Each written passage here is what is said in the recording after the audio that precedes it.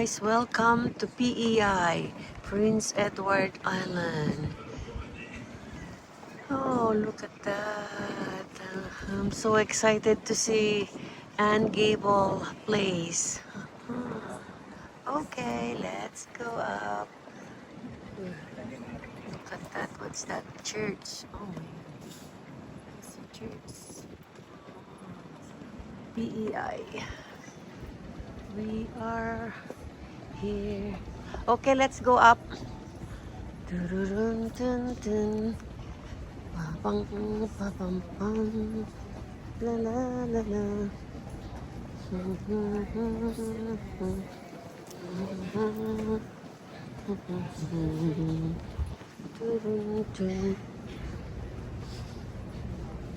May sana nga mapanagtur. Di da nakagatang titiket da.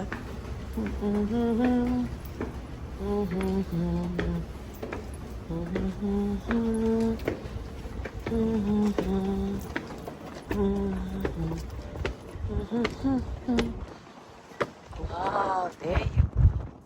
Wow, beautiful. Wow. Eh, malamig, malamig. Oh, see? Easy din. O, tingnan mo, rush hour din. Oh.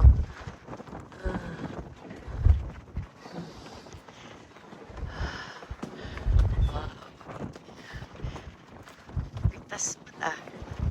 Wow! Welcome to PEI. Una angin. Wendy. We're on top of the boat.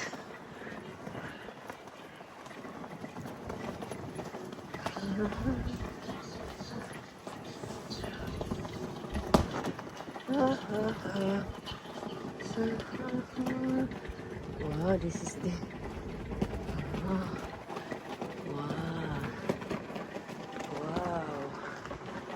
What bridge is that? Bridge of no return. No, that's Broken dreams. it's not. That's not the Confederation Bridge. No, that's a small bridge.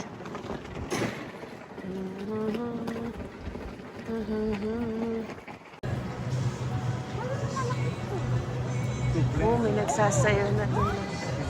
Okay, okay, okay. Oh, yan na si Adrian Gables. Kuya, ayan na siya. Oh my God. Hi!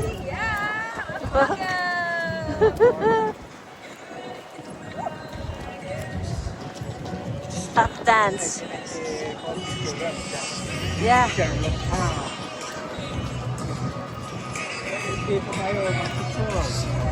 Okay. Oh, check ko dito. Yeah, dito. Okay. Yeah. This motor coach has been fully inspected by our Department of Transportation, and Wilford is a qualified and a fully licensed driver for driving a motor coach this size. The tour you folks have chosen today is called Island Drive in Green Gables. It's a drive out through the country with our principal stop being Green Gables, and we also call it a fishing village. It's not a stop we get off at, but we do drive through, and I can give you quite a bit of information on the fishing industry on Prince Edward Island. The other is a safety message, and the safety message is that certainly you need to listen to Wilford Rye at all times, but in the unlikely event of an accident, then you really need to pay attention. This motor coach has emergency exits in the roof as well as the door you get in on, and we do have a first aid kit and a fire extinguisher on board as well, so I'm supposed to remind you of that. I'm holding up, my name is Fred. One time, and both half windows were drive-through. So we consider that that was one of the first drive-through banks. I don't know about the world, but certainly in North America. So maybe with farmers and people with different occupations that they didn't always have many changes of clothes. So when they came in to go to the bank, I think that they like to have them maybe stay outside in some cases. This is the St. Dunstan's Basilica, largest Roman Catholic church in Prince Edward Island, probably the largest church for sure. It's the largest church, and it that's the fourth church on that site. There's been 4 fires there previously, and that church was Trinity United Church. It seats about 1,200 people. We're doing some repairs to the front of that church. The front doors have not been able to be used in the front of that church for a couple of years, and the reason is we had a hurricane came through here back in the end of September 2002, and that hurricane did some damage to that wall of the church, and they just weren't using the doors for that reason. And that's the repairs that you see being done there now. So looks like we're going to get some rain. I was telling someone when they got on the motor coach that we have not had meteorologists refer to it as a meaningful rain. So that means probably more than half an inch of rain since June the 6th. It's extremely dry here. It's extremely dry for this province for this time of year. Very often July and August can be dry, but at the same time, once we get into mid-August or the 20th of August, we usually start getting some rain. And quite honestly, we just haven't had it, so our farmers are suffering, I'm sure, from that. Hopefully the rain will be over before we get to our stop. 1978. Did you ever work in there, Wilford? No, sir. Were you ever imprisoned in there, Wilford? Not, okay. He's never been in that jail, other to work or for any other reasons. I have been in that jail. I was delivering paint there one day as a young man back in probably the early 70s. So we should have checked his criminal record before we headed out with him, right? Mornings, and on in the rest of the year, they come in there. Or the rest of the summertime, I should say, they come in there on Wednesday mornings as well. So this is the University of Prince Edward Island. I went to the University of Prince Edward Island back in 1969 to 1971. I did a 4-year program in 5 years here. 71. Tells you something about me. Anyway, Wilford, you didn't know that, and don't you repeat that on the next motor coach, or to any of the guides in particular. 4-year program in 5 years. Yes, it took me an extra year, no doubt. Okay, how many students does the University of Prince Edward Island? Something in the order of 6,000 students. They tell us that about 50% of those are from Prince Edward Island and 25% are from the rest of Canada, and the other 25% would be what we consider foreign students from other countries. There's a veterinary college here. It's the only veterinary college east of Montreal. You may have noticed the cows out there. I'm talking on the left now. I don't know if you have a chance to see them, but on the right-hand side, there should be a number of horses there. So that's 2 of the animals, and of course, small pets that they deal with as well. So it's a 4-year program after you get your science degree, and I have a niece that teaches there, and she tells me that in each year of the horses you may see through here, maybe. Oh yes, yeah, thank you, Wilford. She tells me there's about 60 seats. Depending on the sport, the age up to, you wouldn't see many athletes there under 20 or 21, but depending on the sport, they different sports have different age groups for that particular game. So we hosted the Winter Games here in 1991. So, and I was on committees for both of those. I was on the speed skating committee for 91, and I was on the rowing committee, rowing small boats in the 2009 Canada Summer Games. So there's been World Games in the city of Moncton here, so there'd be World Junior Games, and Moncton's about 2 hours from here, and some of the teams very, very mild grade.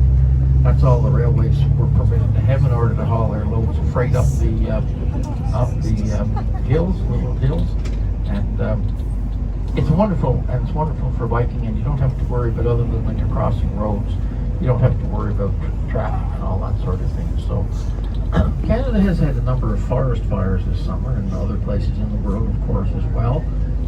And that's the big fear here with the amount of dry weather that we've had. But fortunately, we've had a couple of 2 or 3, well, maybe more than that, very small fires here. When farmers are harvesting, particularly cereal grain crops, the crops and the stalks of the crops get very, very dry, and they I'm not sure. Most of you folks probably aren't familiar with combines, but at least you know they're a big piece of equipment that harvests crops. There's many belts and bearings and that sort of thing on those, and they tend to get hot, and they can actually overheat and cause fires, and they've had a couple of those. Well, the right-hand side of the coast, there's a field here that has had llamas in it, the animal llama. I'm not sure if they're out today or if they're still there. No, I don't see any today. I did take 2 people out one day on tour and they were llama farmers from somewhere in the U.S. And they tell me that llamas don't have fur and they don't have wool; they have fiber on their. That's what they're covered with. And the gentleman beside me shaking his head, so I think I picked that up right. And they're not a popular animal here, but certainly I think when they use the fiber for knitting things, it's very fine and very nice fiber as well. Okay, folks, so what runs the economy on Prince Edward Island? Well, it's agriculture, and it's been agriculture for quite a number of years. The number one crop here is potatoes. Potato farmers are, I think, having difficulty this year with the lack of rain as well. This island grows somewhere in the neighborhood of 80 to 85,000 acres of potatoes. Now, to put that in perspective for folks that may not know what acres represent or what that volume of acres represents, we have been, and as far as I know, we still are the number one potato growing province in Canada. Canada is divided into 10 provinces and 3 territories. And that's we're the number one potato growing province in Canada. And we also, if you're from the U.S., there are 2 states in the United States that grow more potatoes than Prince Edward Island. And they are the very large potato growing states, and someone's mentioning it here behind me, Idaho and Washington State, actually. Yeah. And there may be others. I know Maine, which is a state that's the closest to us in terms of the U.S., they grow a lot of potatoes, but they wouldn't grow as many, obviously, as Idaho and Washington, and they don't grow as many as Prince Edward Island either. I forgot to ask, how many folks are on the motor coach from Canada? Any Canadians? They are doing what they call tonging them, T-O-N-G, tonging them, so they put them down, they're hinged in the middle. When they open up the top of them, like they pull the 2 sticks further apart, they're picking up what's on the bottom, they bring them up. There's an area on the oyster dory there where they put them, and they will sort them, and they will throw back what isn't, if it's rocks or if it's other things that they don't want, and they will keep the oysters that are good for resale. So that's a way that they've fished oysters here, a natural way of fishing oysters here for years. But now we're going to get a chance to see it after a little bit. We're going to get a chance to see their fishing oysters. We toured that barn, and it's a few years ago now, so I'm just trying to remember all the information. We saw cows going into, there's an area, the cows come up, they of course know what to do, so the cows come up, and if it's their time to be milked, or a time approximately, the computer will open the gates and let them in to be milked. The robot computer washes off their udders appropriately, then they place the pieces of milking equipment on their udders, and they milk them while the cow is getting milked, she is getting fed. And that's the big attraction. I'm sure it's twofold. They're carrying around heavy loads of milk, and they're also, with most animals, their stomach plays, humans too, I guess their stomach plays a part in their behavior, doesn't it? And so they get fed. The computer that is mixing the feed for them, and deciding what feed they get, they know exactly what which cow it is, and they feed them. So those are oyster crates, folks, and there are literally thousands of them on Prince Edward Island. What you're seeing is an oyster crate, oyster cages, I guess, are made up of floats. There's big black floats. They don't look unlike big milk cartons. They have a screw cap at one end. Surrounding those floats are aluminum oyster cages, and in those oyster cages are flats, just flat, with and they close over, and the water can flow through these flats, and the baby oysters are in those. So what are the advantages of the oyster cages? Well, they seem to, the fishermen are totally convinced that they can raise good quality product oysters here in about 3 or 3.5 years versus 5 years, which is off the bottom. And also, when the winter comes, of course, this water freezes. If Wilfred could find a way to get onto that ice with the motor coach, most winters here you could drive on. There'd be maybe a meter or 3 feet of ice. So they have to sink those in the winter time. And what they do is those screw caps, they just take them off, the float's filled with water, and they sink. So whoever invented that was thinking, they put them down there. In November they'll start to sink those, and they'll be down there until the ice goes out of this bay, probably maybe 2/3 of our oysters are raised this way now, maybe even more. It's a growing industry. There's probably $10 million worth of oysters raised in this island, something in the order of 8 or 9 million pounds. And it certainly is a better way. One of the other things that they do, there's barnacles and different sea life grow on those flats and on those cages, and they will go out and they will flip them over. So now the oysters and whatever's growing in that area of the cages are on top of the water, they're in the sunshine. That kills, they leave them up probably for 24 hours or maybe 36. That kills whatever is on the oyster cages, but it doesn't hurt the village. They fish lobsters here. Lobsters will be the principal industry, and we should see some mussel boats as well. Lobster boats are the big, generally white boats, not always, but generally white. The lobster season here is the months of May and June. When I started tour guiding in 2008, this island was producing 18 million pounds of lobster. Now they're well over the 40 million pound range. So they have done a marvelous job of managing that industry. The fishermen here use lobster traps or lobster pots. This particular harbor in this area of the island can fish 300 of them. They put them out generally, depending on weather and wind and what have you, they put them out the last day of April, and they fish them every day except Sunday. The season isn't closed on Sunday, but there's certainly a gentleman's agreement that you don't go out Sundays. One of the reasons they might go out Sunday is if there was a storm coming and they wanted to move them out to deeper water to protect the lobster traps as well. So Stores closed on Sunday too? stores are not closed on Sunday. No, if you were in Charlottetown, and most stores you would want to go to, they open at 12 o'clock, generally 12 till 5 on Sunday afternoon. That's they used to do that around Christmas, and then they used to do it for July and August when the busy tourist season is, but now it's moved into basically year-round that the stores are open. What does a lobster trap look like? Lobster trap look like they're over just against the buildings here, just ahead of us. Maybe pull up there, Wilfred, and we'll look at the lobster traps. It's over there. There's one in there. The reason that I mentioned 18 million pounds versus, say, 45 million pounds of lobster is the length of the lobster season, of course, is a conservation measure, as well as the number of traps that they have. They've raised the size of the lobster. On our right now are the lobster traps. Each one of those square boxes, if you want to call them that, are a lobster trap. It's like a crop of crabs. How do they attract the lobster? They attract the lobster by putting bait in the trap, and the bait is generally whitefish. It could be mackerel, it could be other kinds of whitefish here. Nuisance whitefish maybe is what they use. Mackerel generally has been the main one, but I know mackerel, the season is scarce, or they are scarce and the season is short, and they've had to use other fisheries, other fish as well. There's lobster traps here on our right again. Now they're a little different shape. They're round on top. I don't think it matters too much. It's just up to the individual fisherman what ones that he would like to deal with. Does it sit at the base of The bottom of the water?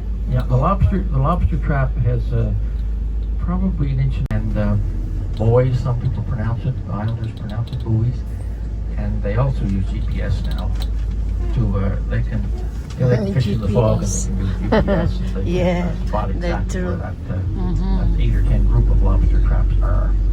So it's a good industry. It's an industry, as I say, that lasts a couple of months. The fishermen need at least another month to prepare for it, and the rest of the year some of those boats would be taking out visitors, taking out tourists, out for deep sea fishing, which would be cod or mackerel. You would go for 3 hours and you would pay a fee, and you would get an opportunity of rod and reel to collect. Right, just on the right hand side here is a fairly new rink in this community. It was built for the Canada Games as well. That's the only rink on this island, and maybe one of the very few in this region that's Olympic size. In other words, NHL rinks or most local rinks are 200 by 85. That one is 200 feet long and 100 feet wide, so it's quite a bit bigger rink. Okay, I had a question on the price of lobster. Fishermen, I guess last year were getting in the $7 to $8 a pound range for the fishermen, What? or for That's the so lobsters cheap. rather. That's what the fishermen were getting, and You know, I know some That's the fishermen, if I wanted to buy wholesale some demand. lobster, they would sell it to me for the same price that they're able to get from And the then when it buyer. goes If I to the wanted to go market, it's get 10 pounds or whatever, I could go get them. I would have $30 to, a of course, pound. cook them and prepare them myself, which if you live in Prince Edward Island, you can pretty much do that. You've learned that skill along the way somewhere. So we were just entering the Prince Edward Island National Park. This is Canada's National Park System. You just saw the toll booths there. There is generally a fee for the entrance to the park. Not this time of year. It's usually part of June. You hold them, but the smaller roots are the ones that provide the moisture and the nutrients and that sort of thing. So it certainly, damage the trees in that sense. This national park is not very wide. If you look coming up here, we may get a chance to see it. There's a fence on the left-hand side, but it's an older fence now. But that field right there on our left is not part of the national park. So this particular national park was purchased and set up here in the late 1920s, so just about 100 years ago, and it was intended to keep this portion of Prince Edward Island free for public usage. So in other words, if this wasn't a national park, there's a pretty good chance it would be hotels and cottages. Tourism business on this island runs 1.5 million people a year, and certainly if you had that many people and locals as well, then a lot.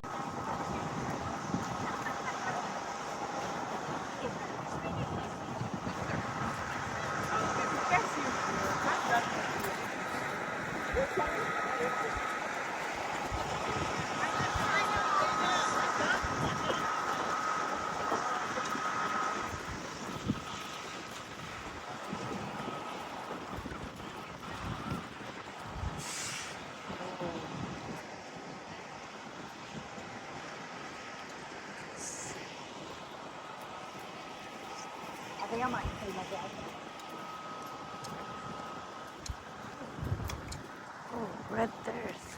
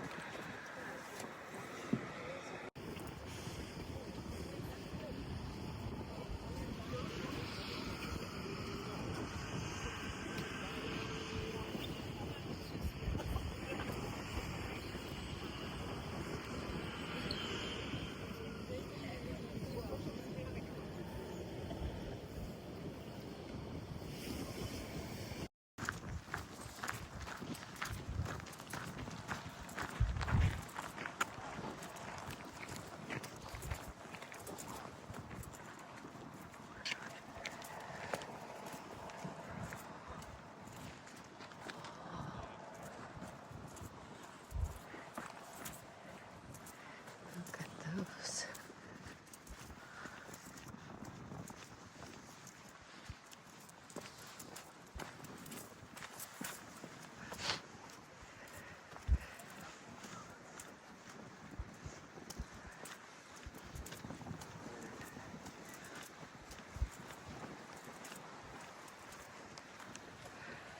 Oh, wow.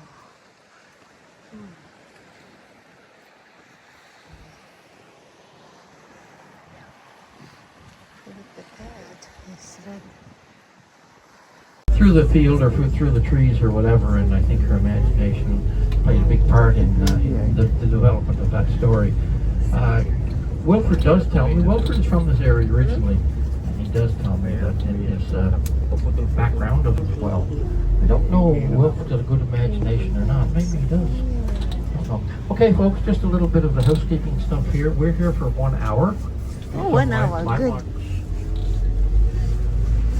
I'll give you, we'll take 5 minutes to get off the motor coach. My watch says quarter to the hour, so we need to be back at 10 to the hour in 1 hour's time. Yes. 1 o'clock. Wilfred's going to, we'll just see where Wilfred parks the bus, and we're going to be parked in this row here. We'll be We're the Islanders bus, so the Islanders bus has the Islanders hockey team logo on the sides. But nice washrooms here on the right-hand side when you get in. And these are not guided tours. You do guide yourself through it here. And that's the gift shop that's open right here. I don't want to be mean because I don't think I am, but I have left people here because we have to make our time, and we have to get back to the cruise ship on time. So if you know, we will certainly be reasonable, but at the same time, you guys got to be back here. So we.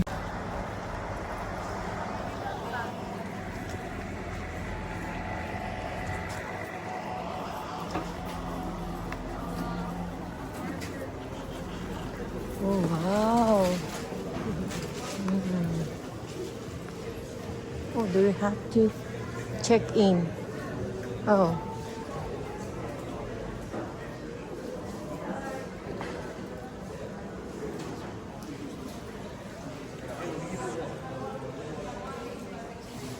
Oh.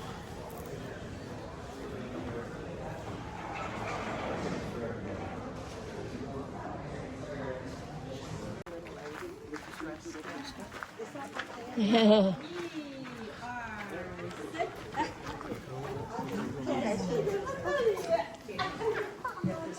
Just want to see their house. Wow. Gosh. Okay, this is her house.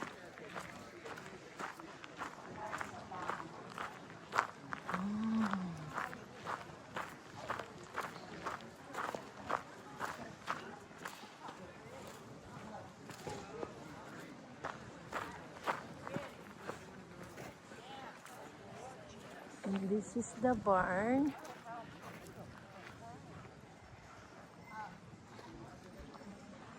Oh, wow. It's so beautiful. Wow. Jeez.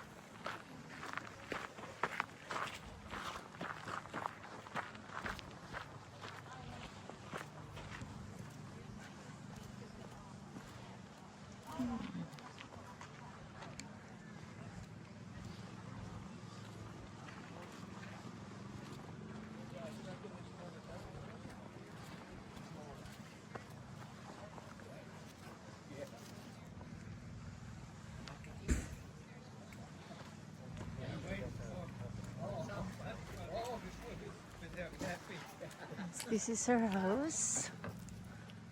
Okay. Okay. This is. Very steep. Let me get my hands free here. Yeah, right back up. I'll tell you. Okay. This is her house. See the house? Okay.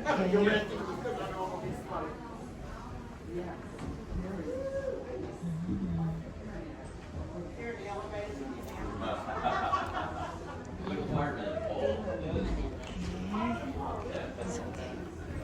All right. Oh.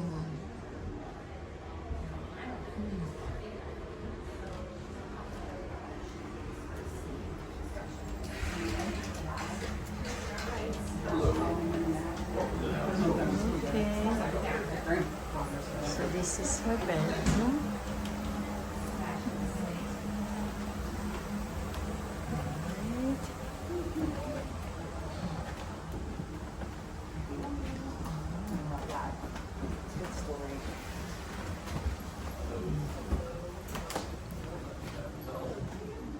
Oh yeah.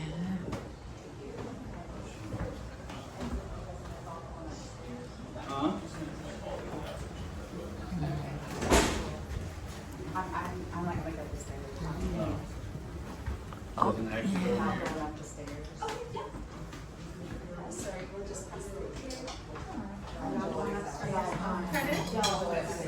It's from 1831. Yeah, so if you'd like to go upstairs, please continue in that direction. I'm just letting people out this way.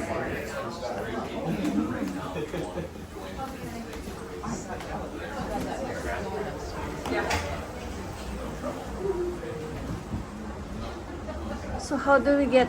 We. So you just come through this way around. Oh, okay. Okay.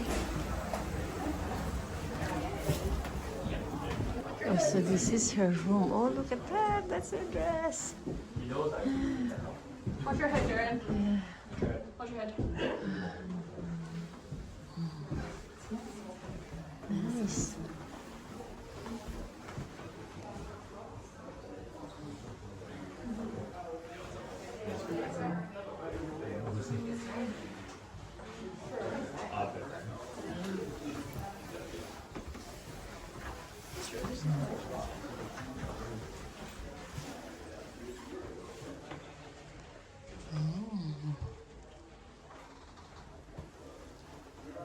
Okay, look at those.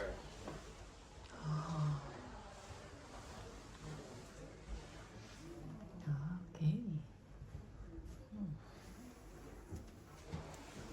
Sorry.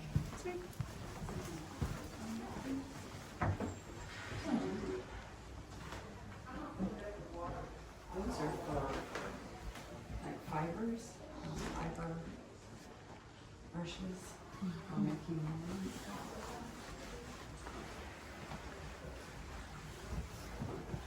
These are these days. Yes. Oh, look at that. The baul na. Oh, look at that. The baul na.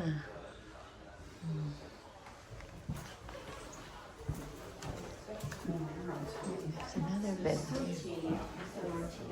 Go. Leave, yeah, go.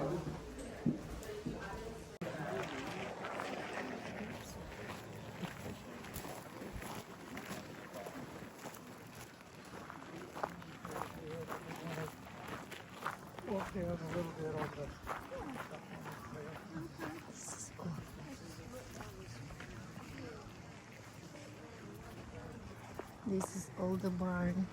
I don't know if it's the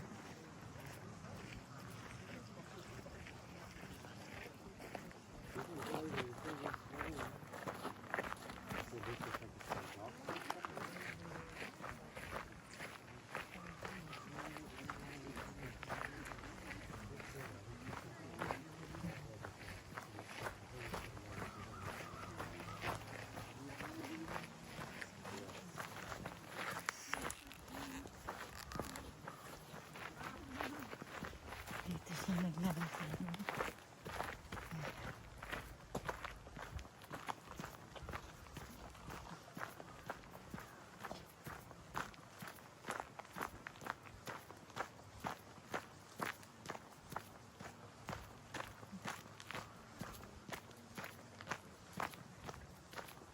I think that's it. Here. Oh, okay. That's it.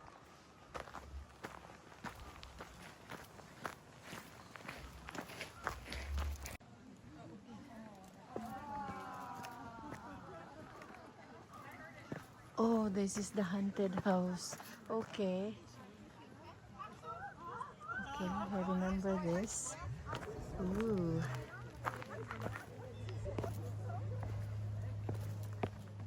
Oh, there you go.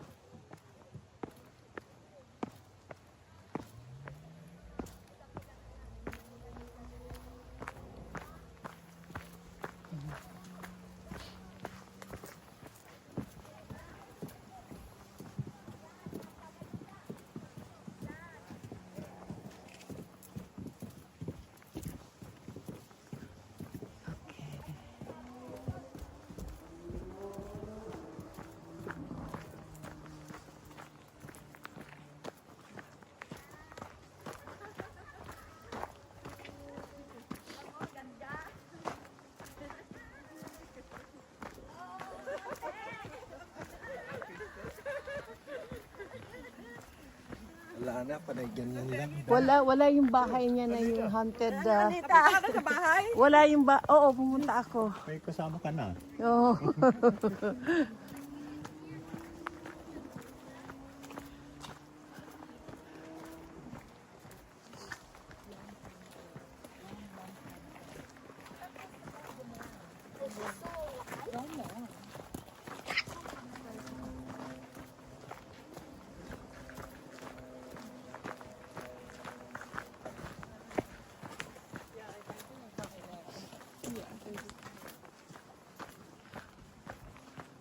Oh, I don't think. Naman. I don't think so. The haunted house is here.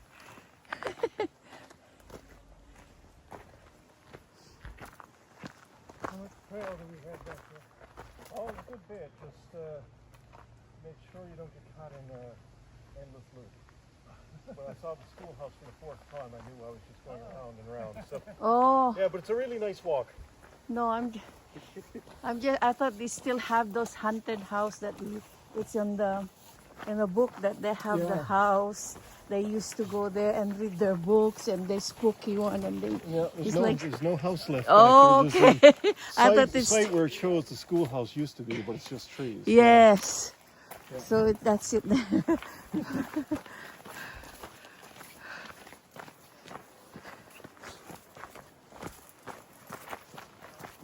Have you been to the post office? Yeah, no. The post office is nice. Is there a Yeah, it's on the main road. It's Oh. you can walk. It's a bit of a tangled way to get there, but it's if you go out the main gate uh-huh. and just go to your right and go past the traffic lights, it's there. You'll see it's Canada Post. Oh, place. I think they're open till 5. okay. I think, but Yeah. but it's really nice. They've got a nice display. And, Okay. yeah.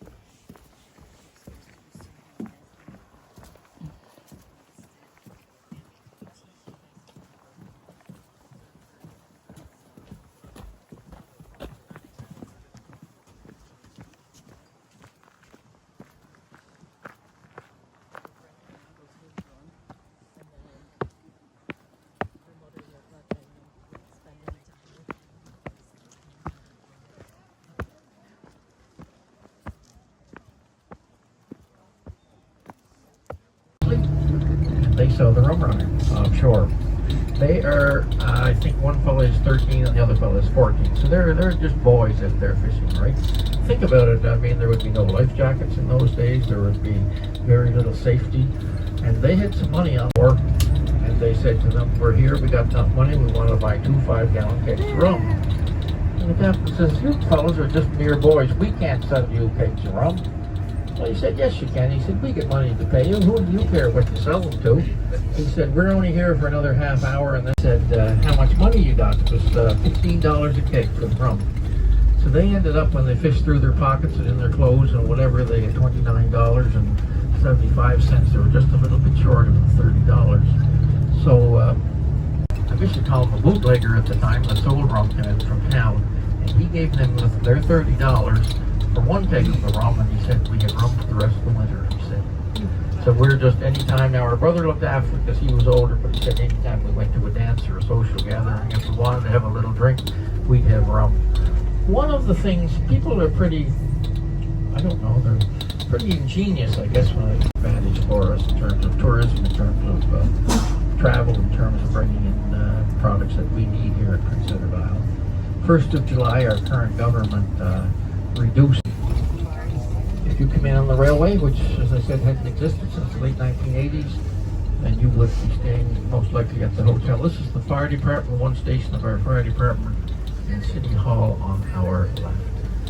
Charlottetown has an Adopt a Corner program. An Adopt a Corner program means that in the green space, on the corners, the businesses that are in that area, and there's always a little sign in the flower beds telling you which businesses are doing it.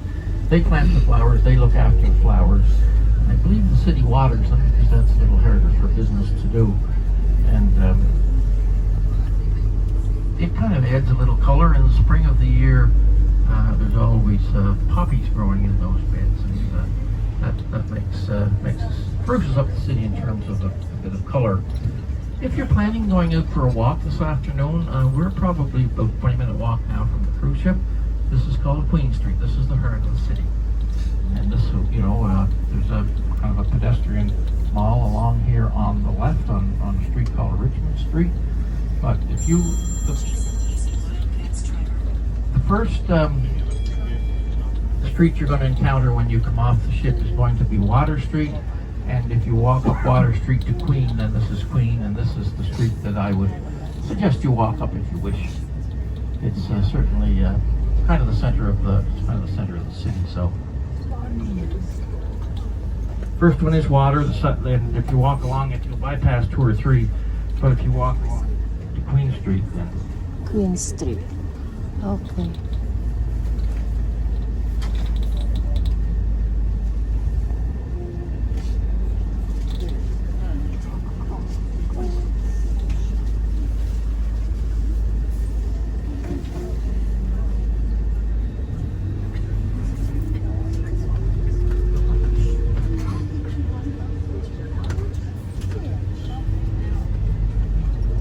I'm going to sing you a little Paris and Spain, but there's a little island I long there to be. Prince Edward Island is heaven to me. There's thousands of islands in this land of ours, like dots on the ocean or dew on the flowers. A touch of God's great hand this island must be. Prince Edward Island is heaven to me. Yay!